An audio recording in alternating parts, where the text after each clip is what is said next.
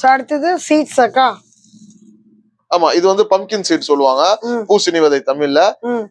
இது வந்து வெளிநாட்டுல இருந்து வரக்கூடிய விதைகள். இது நம்ம ஊர்ல வந்து வெள்ளை கலர்ல இருக்கும், இது வெளிநாட்டுல இருந்து வர்றதுனால இது வந்து பச்சை கலர்ல இருக்கும். இதுவும் வந்து நிறைய இப்போ எல்லாருமே வந்து அந்த மில்லட் எல்லாம் செய்யறதுக்கு, அதே போல சத்து மாவு செய்யறதுக்கு எல்லாம் வந்து இதை வந்து கண்டிப்பா வந்து யூஸ் பண்றாங்க.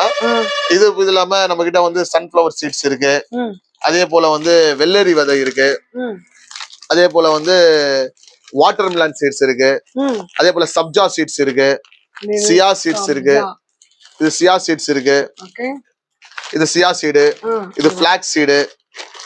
அப்புறம் பாத்தீங்கன்னா ஆலி விதை கரெக்டா சொன்னீங்க. அப்புறம் பாத்தீங்கன்னா பாதாம் பிஸ்னி இருக்கு. இது எல்லாமே பாத்தீங்கன்னா இந்த வெயிலுக்கு பாதாம் பிஸ்னி சாப்பிடுறது ரொம்பவே நல்லது. ஏன்னா உங்க உடம்புல உங்க வயிறை வந்து குழு குழுன்னு வச்சுக்கும். அதனால இது டெய்லியுமே கம்பல்சரியா.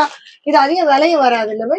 இல்ல, இப்போ வந்து கொஞ்சம் விலை ஏறி இருக்கு. மத்த இதோட கம்பேர் பண்ணும்போது சொல்றேன். இப்போ நார்மலான ரேட்ல 100 கிராம் ஒரு 70 ரூபாய் அந்த மாதிரியான ரேஞ்சில தான் வந்து. டிமாண்ட் சீசன்னால அது